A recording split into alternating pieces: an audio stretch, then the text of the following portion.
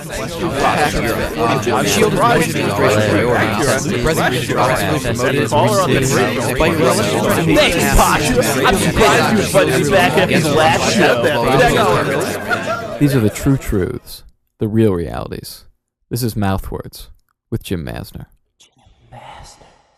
Welcome to Mouthwords, the self-proclaimed world's greatest podcast. We have an extra special show this week. It's our fifth, so we're putting the wedding china on the table here, folks. We've got a visit from radio legend and my personal mentor, Bastard Jack O'Toole, some small business advice from famed economist Chip Richie, and J.E. Silbert graces us with her presence. All this and plenty more on this episode.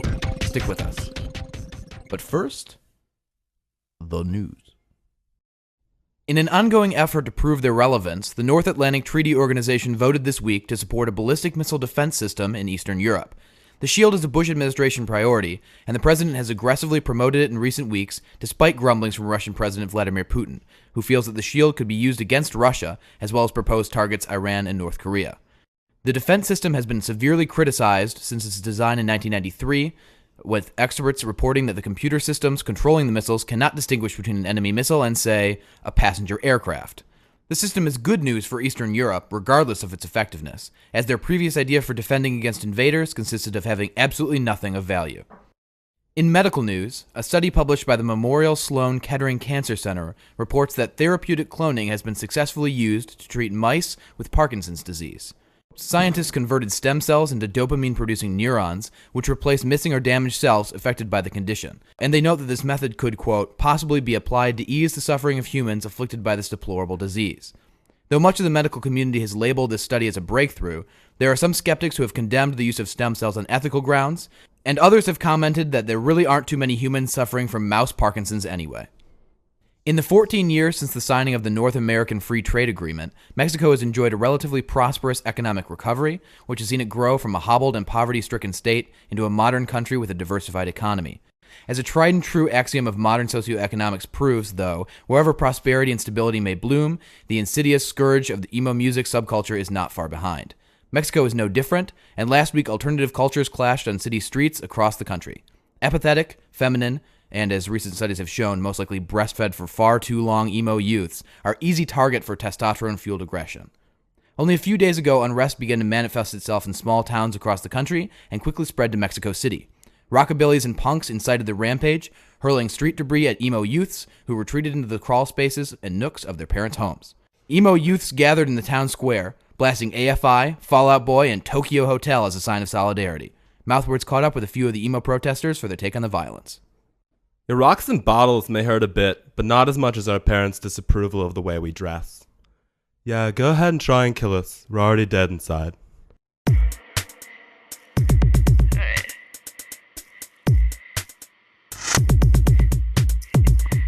Busted raps is the easy part. People always ask me how'd you get your start like shit, bitch. Grew up in Hills, Michigan, and all the shit is just a Finnegan. I got Scottish in my blood, might be white-blooded, but you know I got thug pussy, and that's alright. It's really gushy. You wanna hit it? Give me a bunch of money, and then I'll let you get with it. If you wanna spit it, we can battle all night. We can battle real hard. Then I'm gonna be like, oh my god, go back to your mama's house, bitch. You know she is really fucking bitch. And guess what? I got the hot shit. I got the Prada, and I got the Bentley. I got all the shit you want, and all the jelly you want. Oh, Jelly Jam, you know you is the best. Welcome back to Mouthwords. I'm your host, Jim Mazner, and joining us once again is Hollywood outsider and industrial windmill manufacturer, J.E. Silbert. How are you, J.E.? Well, I'm great, Jim. I'm straight Dece. That's terrific. So what's new? Well, some of you may already know, I recently placed second in the Tastiest Yam competitions. It was hosted by the local association for New Mexican Hebrews. Well, congratulations. Oh, get this, Jim. So, I'm on Dinosaur Street in downtown Taos, right? Oh, okay. Because, you know, I live in Taos. Yes, yeah. Taos, New Mexico, Jim. Yeah, J.E., I know. Okay, so I'm on Dinosaur Street, and I look in the window of Brinksman's department store. 4 snow globes and milk, sharp Brinkmans. And right in the window, there's Miley Cyrus. Wow, really? Hannah Montana? Well, it turned out to be a very realistic poster of her, Jim. But it got me very excited, and I started crying, and I couldn't stop for 6 hours. add an algae to adhesives, though, so it might explain something. Oh, okay, but J.E., when I asked you what was new, I expected you to mention your book. Oh, I wrote a book. Right, so it's called These Are a Few of My Favorite Things, and it's basically a bunch of lists of things you like. That's exactly right, Jim. And the first chapter is about my favorite food. Spoiler alert, it's Pop-Tarts! Well, J.E., as our entertainment correspondent, why don't you tell us about Chapter 17, which talks about your favorite films? Good idea. Well, you may call me old-fashioned, but I'm a bit of a fan of the classics. Particularly the classics which involve Master P. My favorite P. Miller film has to be Uncle P, which is a side-splitting film to say the least, Jim. It stars Master P and his son, Lil Romeo. And some woman has a heart attack, and there are other problems, and the plot is surprisingly complex. I drifted in and out, but the movie was full of midgets, which is great. Okay, so what are some other movies from your list? Well, unfortunately, after the complete failure of Uncle P, most of Master P's films have been shelved for the time being. I am eagerly awaiting Lil Romeo and Lil Juliet, and, of course, Shorty, a movie which Master P describes as an urban E.T. Because of this continuing injustice, I've decided to boycott the film industry, which has seriously affected my career, but on the bright side, I have a lot more time to focus on my yams. Okay, so back to your book. Let's talk about Chapter 32, in which you name your favorite song. You write that this song, quote, is comparable to the poetry of Jack Frost and Dan Dickerson. It moves me in such a way that only my cats can truly understand and pushes my moistest buttons. What is the song that has affected you so significantly? Well, I'm glad you mentioned that, Jim, because the song is called Smell Yo' Dick, and is a beautiful conversation about the ups and downs of a long-term relationship. Allow me to recite some lyrics. So Risky says, you keep telling me you ain't gonna touch her, but some keep telling me you gonna fuck her. And I ain't that bitch you wanna play with. Let me drop those boxes, let me smell the dick. Why you coming home at 5 in the morning? Something's going on, let me smell that dick. So you play me like a fool cause you ain't cool. So you wanna let me smell that dick. And then Rio responds with, yo, hey, smell my dick. Wait a minute, hold up. That's how a bitch gonna get her eyes swelled up. And don't give a damn what the homegirl seen. Cause when I'm in the club, what the fuck you mean? It moves me, Jim. It moves me bad. J.E. Silbert holds a degree in stovetop cookery from Steve's Food School, and his new book, These Are a Few of My Favorite Things, comes out in paperback in May. J.E., thank you for joining us. Well, you come to my house, what am I gonna do? Goodbye, everybody. Watch the beat go, watch the beat go, watch the beat go, watch the beat. I'm bossy, I'm the first girl to spin on the track. I switched up the beat of the drum. That's right, I brought all the boys to the yard. And that's right, I'm the one that's tattooed on his arm. I'm bossy, I'm the bitch I love to hate. Welcome back to Mouthwords. I'm Jim Mazner. This is the community section of the show where we feature the music of a local artist. This week we have Breezee 1. Welcome. Hello. I just want to say hello to all my fans and friends of Mouthwords. Okay, great. Okay, well, we know we have a lot of artists in the past that have an affiliation with Scrummage University and the Scrummage record label, and we know that you do too. I was wondering how that relationship was formed and what is the nature of your collaboration with them. I know Scrummage from freshman year in high school. I was driving in the car with my mom and I saw Connor Edwards, Ben Christensen, and Bill Power kicking a dead squirrel down the road. And I thought to myself, those are kids I want to know. So I befriended Bill Power and we became friends, and then I just became friends with everybody, and I love everybody at Scrummage with all my heart. And we know that we've seen in the past that you've done. We interviewed Benny Stuffy a couple of weeks ago, and we know you collaborate with them. How did you get involved with the music aspect of Scrummage? Well, the first Scrummage band after the band Scrummage was the Gremlins, and the last Gremlin show I was lucky enough to sing at their set, and it was super fantastic. And now occasionally I sing with Benny Stuffy along with Katie Van Manen, who's also a backup singer for Benny Stuffy, and it's really fun, and I love Benny Stuffy. So to wait. Okay, so one aspect of your personality, at least your stage personality, is that you like to bring sort of a sexual nature to your music, right? Maybe incorporate your sexual orientation into your music. Why do you feel like that's an important part of what you're bringing to people? Well, I think people really enjoy talking about sex and listening about sex, and I just want to bring to them a feeling of fun when they think of oral sex or regular sex or even, butt sex. Just good times. And I don't feel ashamed of it at all. I really think it's something people should talk about, and I just like to, I think it's hilarious, mostly. Well, we here at the show, we get a lot of information coming in. We have several computers, and we heard about this phenomenon called LTC. Could you explain that for our listeners here? LTC is something that can work in any situation. It means lick the clit, and basically, say you are, the most common one is, in bed with your boyfriend, you're like, yo, LTC, lick the clit, like right now, I really need it. Or you're in line at KFC and they short your chicken wing and you like, LTC, like lick the clit, because you pissed. And then sometimes if you lazy, you could just be like, LT. That's good. That's okay. Well, we also know that you have sort of a unique style to your music. But what other artists, especially local artists, do you look to for inspiration, I guess, or what artists do you follow in the Detroit community? Well, I gotta say, rest in peace to Jay Dilla. I have so much love for that guy.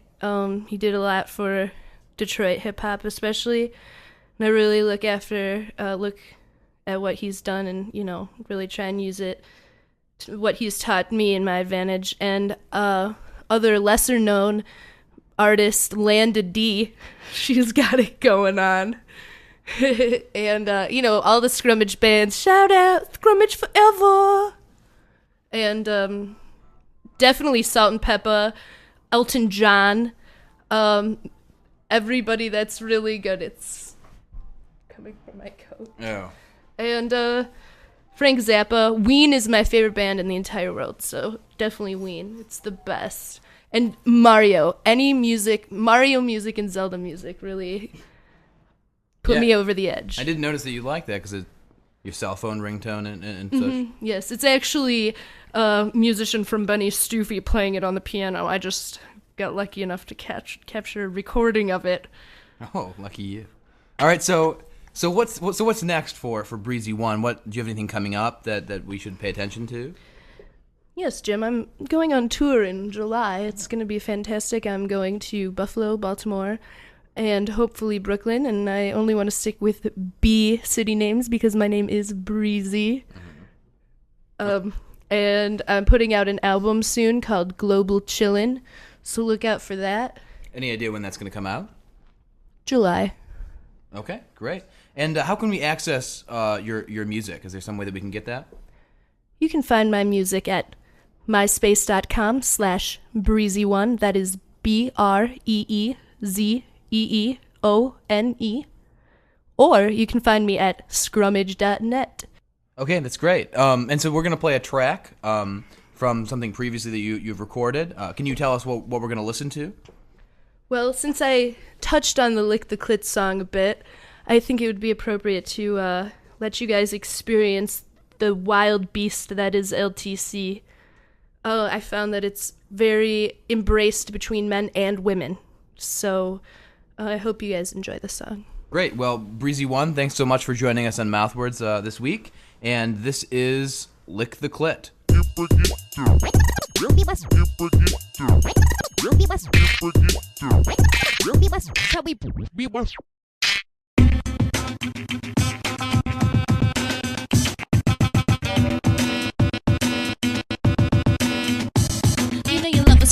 Girlies bumping, grind because you can start something. You stay fresh to death, make you lose your breath, and wake you with a clear, more precise concept of how powerful the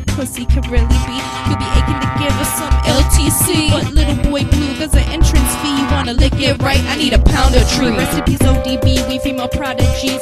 Break it off, bring it straight to your knees. Keep it up, don't waste no time. Gonna give me some, gonna do it 'cause it's mine. Gonna rock this rhyme, I'm into your mind. You'll be having a catharsis at the end of the night. And at the end of the night, you'll be begging for more. 'Cause I'll show you how I rock it all week if you're sore.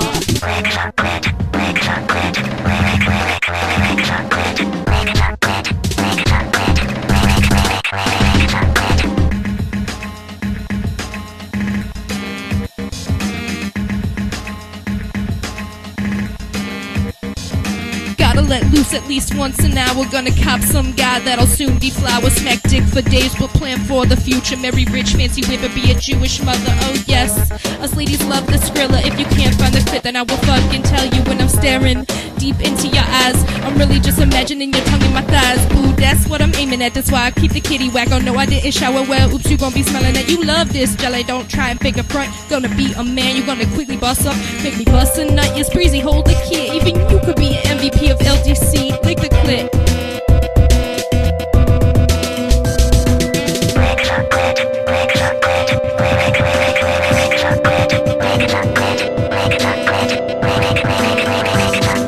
Genie, grant me a dick that comes $1 million.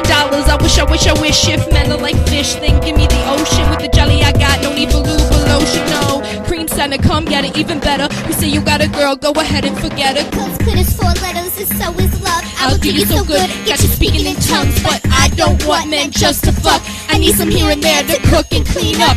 Round the clock service, cause Breezee deserves this. Look at this gear and look how I work it.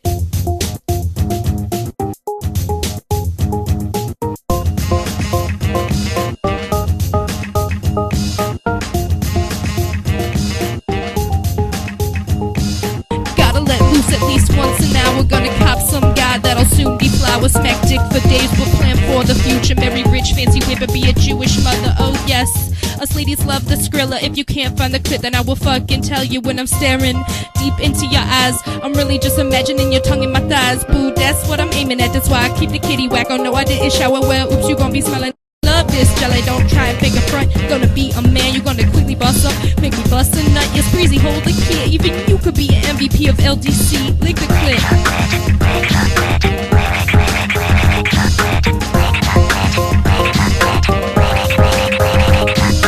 Lovers, cause we get the girlies bumping. Grind because you can start or something. You stay fresh to death, make you lose your breath, and wake you with a clear, more concise concept of how powerful the pussy could really be. You'll be aching to give us some LTC. But little boy blue, there's an entrance fee. You wanna lick it right, I need a pound of tree. Recipes ODB, we female prodigies. Break it off, bring it straight to your knees. Keep it up, don't waste no time. Gonna give me some, gonna do it 'cause it's mine. Gonna rock this rhyme, I'm into your mind. You'll be having a catharsis at the end of the night. And at the end of the night, you'll be begging for more. 'Cause I'll show you how I rock it all week if you're soft.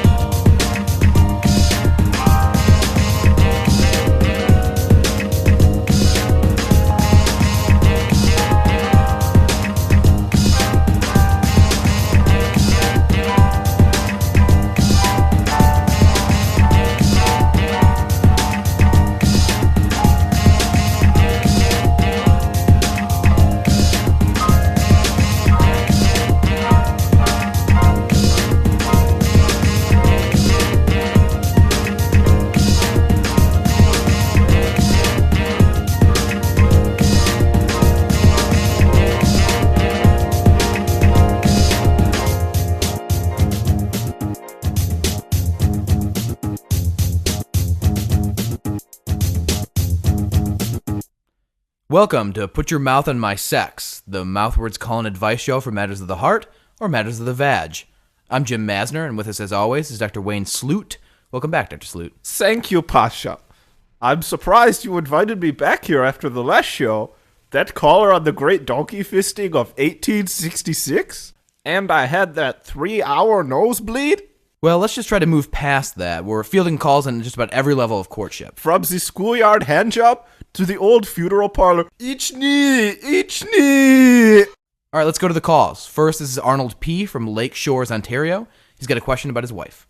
Hey, Dr. Sloot. Hey, Jim. I've got a problem with my wife. We've been married for about 7 years now. Everything's going pretty great. We're happy. We enjoy each other's company and the sex. Well, overall, it's pretty good. Here's my problem, though, Doctor. I'm standing around at work the other day, and my coworkers are talking about doing their wives and girlfriends in the butt. And I've heard that the butt is the final frontier. But I guess we're just not ready to go there yet. So, Doctor, my question is, how do I force my wife to let me put my penis in her butt? Oh, good question, Arnie. What do you say, Wayne? Well, this problem has a very simple solution. Arnold, your wife will not let you anally insert. So you need to be very sensitive to her needs. Sensually tie her hands and feet to the bedposts. Slowly and seductively drizzle a little bit of GHB on her lips. You want this to be a surprise, don't you? Use plenty of lubrication, grab your inert love object, and stick it in her rear. Be careful not to put it in her ear. I've had prison sentences stem from that very mistake. But isn't that a little short-sighted, Doctor? Won't Arnold's wife immediately wake up? Oh, she'll wake up! Ha! Surprise! Oh, I see what you were getting at, Jimmy. Don't forget to put a gag in her mouth, Arnie. I'll bet she's a screamer. Okay, well, let's go back to the phones. Next caller is Louis O. from Joliet, Montana. Hey, guys. This is Louis. I'm about 5'11", 350 pounds, and I'm an in-home buffet tester. I'm not what you would call ugly. I've been described as moose-like. But it's always been hard for me to talk to women, and I haven't kissed a real woman in 21 years. I'm almost 23, and I think it's time for me to get out and meet somebody. Help me, Dr. Sloot. You're my only hope. Okay, Luis. I'm going to give you a variation of my previous answer to Annie's question. A little liquefied GHB and some Zima can solve all your problems. I think Zima went out of business like 10 years ago. I don't think so, Jim. My broker told me it's the drink of our moon future. But the drink doesn't matter. You can use chocolate milk if you want, as long as you add the love potion. I use milk for this kind of thing all the time. I call it the blackout brown cow. The kinder love it. Now we're going to open up the email box. You've got mail. We've got a letter here from Julia W. from Walla Walla, North Carolina. She says, I'm 30 years old, and my boyfriend and I have been dating for about 3 months. Things are starting to get serious. We've been sleeping together for a while, and he's very sweet, but he's also very fast, if you know what I mean. I really liked this guy, and he asked me to move in with him, but I'm not sure if I can spend the rest of my life having sex with someone who doesn't satisfy me. Please help. I don't see the problem. The man is having orgasms, Jim? Yeah, but he's too fast, and she's not enjoying the sex. Women are not meant to enjoy sex. The idea, it disgusts me, Jim. Men have sex on women. They are the equivalent of a wet bag. We need them there. But that's just one of God's sick jokes. Julia, you should be thankful that any man will even look at your 30-year-old leather face, let alone your sagging self. In woman years, you should be in a retirement home. Okay, well, that was Put Your Mouth on My Sex. My guest, as always, was Dr. Wayne Sloot, Doctor of Turkish History and Dean of Discipline at the Paul Martin School of Stage Fighting in Yellowknife, Northwest Territory. Thanks again, Dr. Sloot. A pleasure. Welcome back to Mouthwords. I'm Jim Mazner. The struggling economy has been all over the front pages. It's a major feature of the presidential campaigns, and the outlook is bleak. Some of us try to block out the bad news. We hope for better times ahead, but the reality of a recession is upon us. A few days ago, Mouthwords correspondent and economist Chip Richie called me. He had some suggestions to revive the Great American Bull. Unfortunately, I was in a meeting with Stephen Baldwin and Muqtada al-Sadr, so I missed the call. Anyway, here's the voicemail he left. Welcome to my voicemail. I'm Jim Mazner. I'm afraid I'm currently out. If you'd like to, please leave a message. Jim Mazner, Chip Richie. our economy is in a bad position, I'm not gonna lie, and I'm not the only one that's nervous. It's all about seriousness right now, and I've got some great ideas, I think, that could really turn our economy around. Some great, good stuff here. I have a lot of ideas here that I think will really turn the economy around and get this thing going again. You know, the multiplier effect is a real thing, according to the Keynes, I believe that's how you pronounce it, his multiplier that fucking shit. I don't know. So number one, most novelty shoes. So this shoe will contain what you would expect from a novelty shoe, but more. It will include pumps. They'd include LED lights, steel toe shoes, wheels on your shoes, grind plates, Velcro, laces with curls, laces with, fat laces. Next, my second idea, personalized pistachio shells. Have you ever wanted your face on a pistachio shell? You're eating a pistachio and it's plain, it's boring. You look at the shell and you want something more. At least I do. And I ask myself, what if you could put your face on that pistachio shell? What if you could put your favorite Dragon Ball Z character on a pistachio shell? Would you enjoy that? I sure would. And I think, speaking for most Americans, yes, they would really enjoy that. Third idea. Well, this is kind of a stretch. I'm not gonna lie, this is a stretch. I think this April 1st has come around and everyone has pulled their pranks. And people know me as Chip Richie, the fun-loving, the huckster supreme. I think that's what they call me. And I've got some ideas. April 1st, why only April 1st? Why not March 1st? Why not February 1st? Why not January 1st? Every day could be April Fool's. And I would love that. It's the multiplier effect, again. I don't even want to explain it. If you don't know it, then you're an idiot. Then you should go back to college and just think about what you're doing with your life. Fourth idea, here we are. Alright. I think we've all seen Hannah Montana. My idea, Matthew Idaho. He gets the best of both worlds. Yes, sign me up. I would love that. I've got other ideas. For example, well, I'm not even going to say it, because I'm giving too many ideas away. By the way, all these ideas are trademarked by the Chip Richie. I really just want to get this economy going because I'm poor. I've been eating a lot of macaroni and cheese, and I've been sleeping. Yeah, I lost my apartment. I'm done drinking, which is a good thing. I've sobered up. It's been 2 weeks. Thank you, Jim Mazner. He's really put me over the edge. I'm kind of crying. I'm sorry. Well, I hope. I'm sorry. Goodbye.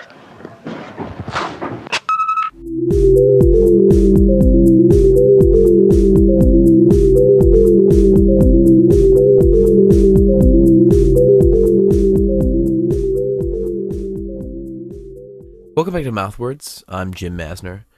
This next segment here, well, it's a personal joy to bring this to you. When I was 7 years old, my father, Fernando Mazner, told me that I had to get a job, or he'd sell me to the gypsy family that lived in the intersection outside of our house. I went from job to job. Fortunately, I lived in San Francisco, so 7-year-olds were in high demand. But I finally found my calling when Bastard Jack O'Toole took me under his wing and introduced me to the wonders of radio. He was a legend in his time, the 1940s, and he's currently retired and residing in Belize, but we managed to get him on the show, live, via satellite, and, well, here he is, Bastard Jack O'Toole. Hello? Are you there? Are you there, John, Jim, Jackie? Are you there? Oh, it's good to hear your voice again. I haven't heard your voice since you were a little kid. They have me broadcasting via satellite. It's just some kind of new mechanism they use with their technological mumbo-jumbo. All right, Jack. Well, I kind of told everybody a little bit about you, but we know that you're known for your jokes of a risque nature, I suppose, at least for the 1940s. I understand that you've prepared some jokes specifically for Mouthwords. Well, we're very pleased to be on the program tonight, and we got a couple of little jokes for you. I'm going to tell you right now, and here they are.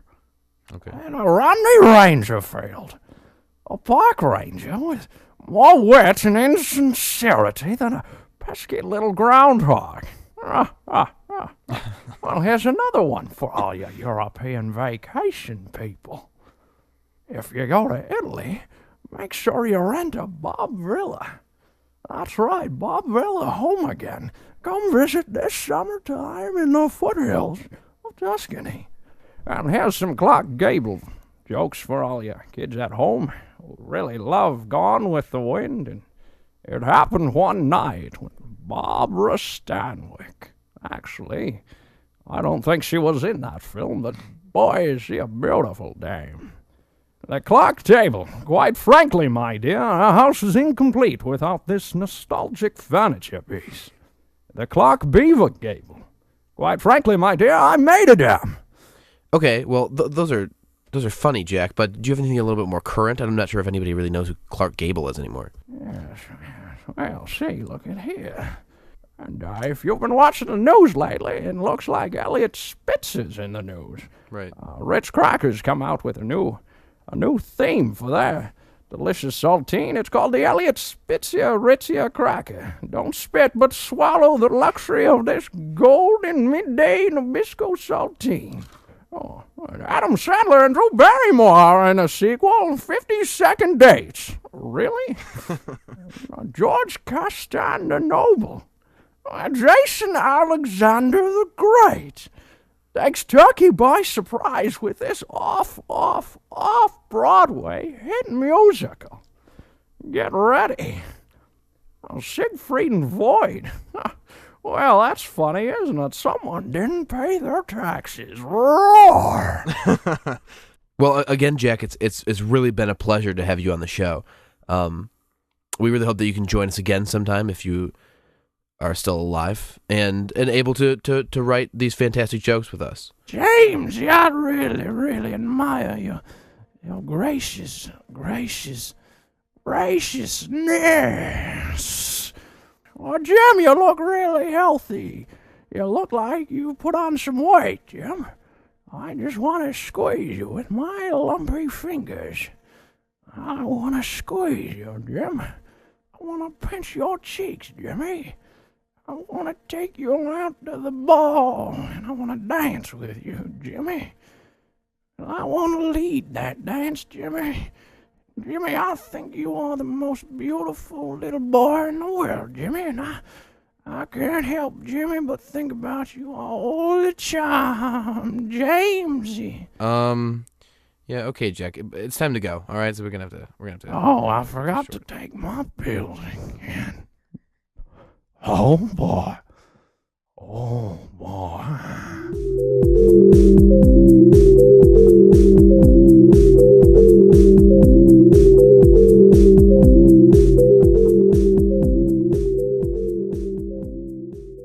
Hello, this is Kevin Singer, and this is a story called The Rigors of Reunion. This story asks the question, what happens when 40-year-olds reconvene in their third-grade classroom and agree to drop acid to further explore the childhood torments of multiplication tables, scrape knees, and how to make those damned cursive Z's? Originally intended for adaptation to a short film, this story will bounce to and fro as the anonymous dramatist personae shuffle on and off stage. The voices you will hear belong to Alex Weiner, David Berg, Jared Silbert, and myself. What did we all want to be when we grew up?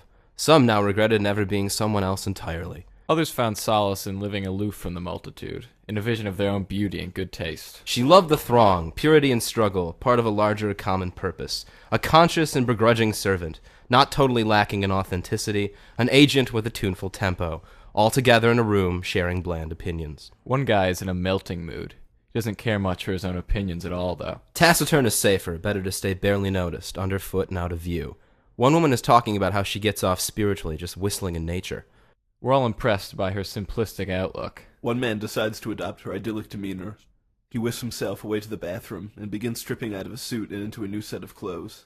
In a small circle on the floor, people are weeping about spelling tests with evil results. I never tried as hard as I could. But now you understand your limits?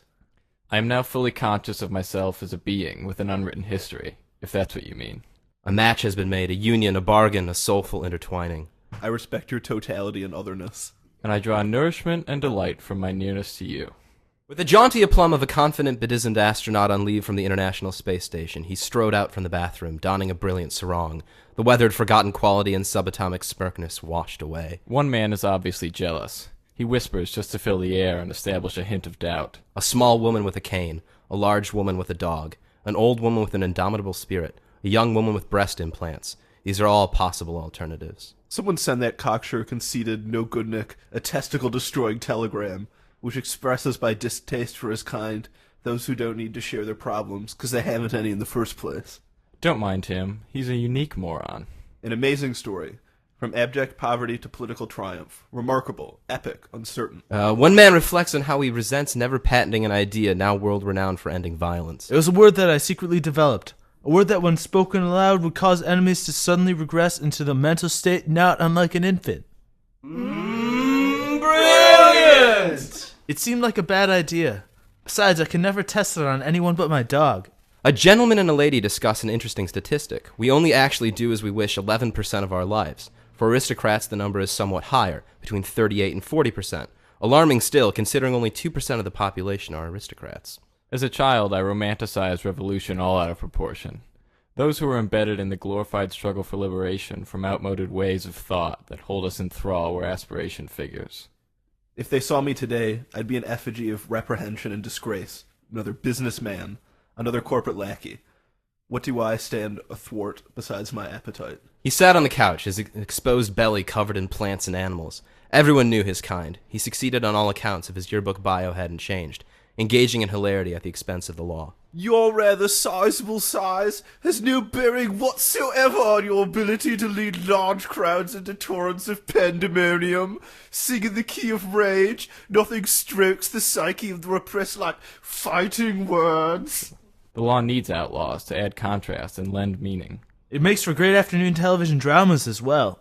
At the stroke of midnight, most of us have paired off, and have either reached a zenith in tear-soaked expression or already made important insights. Some cry for the natural and feeble condition of man. Some cry because they cannot stave off the inevitable decay of the body, or the inexorable march of time.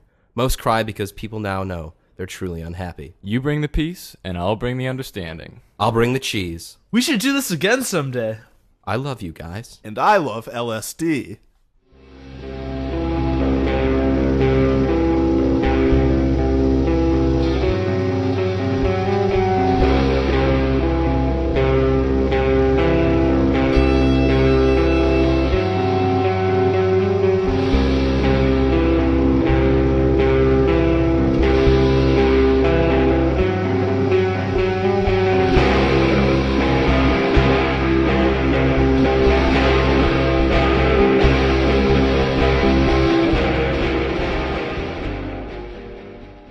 Well, thanks for joining us in another episode of Mouthwords. Next week, we're checking in with Jim by Jim on assignment in American Samoa. We'll tell you how to get high through your ears over the internet. And the sports insurgent, the wacky Iraqi Bruce Nager, recaps the first month of the baseball season. All that and more in 2 weeks. The show is produced by Alex Weiner, Kevin Singer, and myself, with contributions from David Berg, Jared, and Chad Silbert. Mouthwords is brought to you by the Wayne State chapter of the United Student Community for the re-deintegration of popular civil initiatives. USCRPCI. We're doing something. Subscribe to Mouthwords via the iTunes podcast directory and have your favorite podcast automatically downloaded to your iTunes every 2 weeks. Contributions and comments are always welcome. Please email them to us at mouthwords1@gmail.com. Recommended by Justice Breyer, Justice Stevens, with dissent from Judge Reinhold. This is Mouthwords, and I'm Jim Mazner.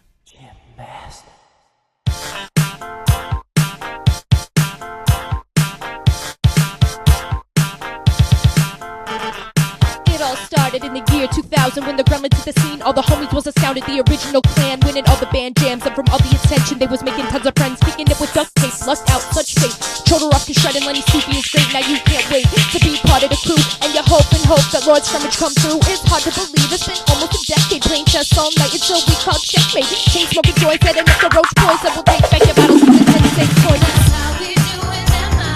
10 cent deposit, what? 500 bottles, guess you ain't for the fat ass fucking blunt. What's up?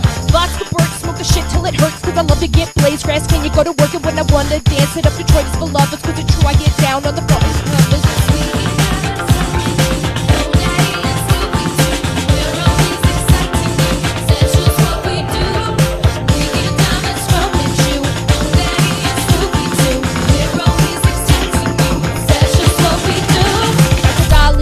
It's scrumbled on the west coast. We cannot forget about Eggsave and Ramos. Scrummage you the top sauce, make everything flush. Shit from cheap Charlie's, whatever the cost. Lord Humongous, Thor and Gus. The lobotomies leave your punk band in the dust. Mannequins so edgy like rain, no rust. And the breeze from the through is not a gust.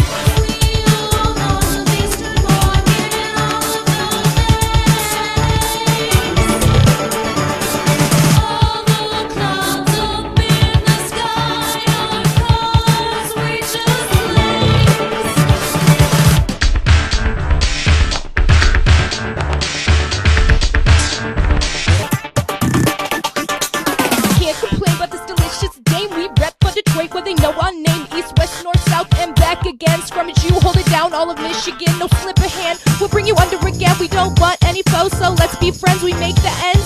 Keep on living it top notch, don't think we're the future, just watch. We get down and scrummage you, no daddy and stupid too. We're always enticing you, that's just what we do. We get down and scrummage you, we get down and scrummage you. Red dog, where the fuck are you? Where the fuck are you? We all on the Eastern Market and all of the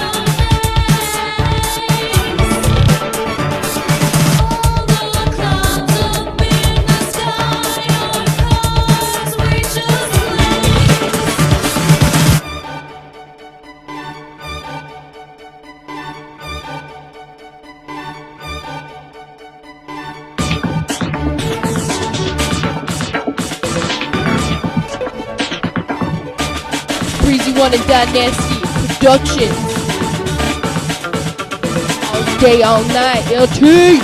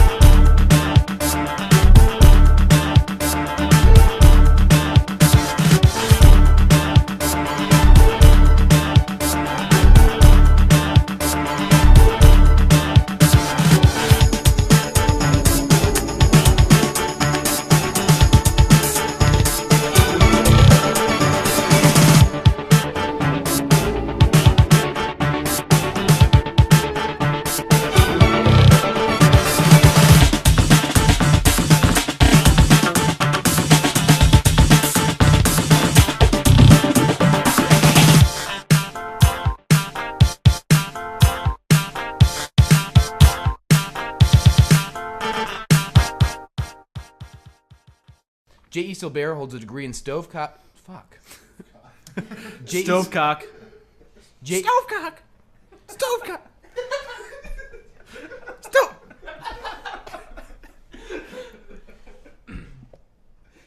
What is the stovecock? Stovecock. Are you done? Yeah, I'm done.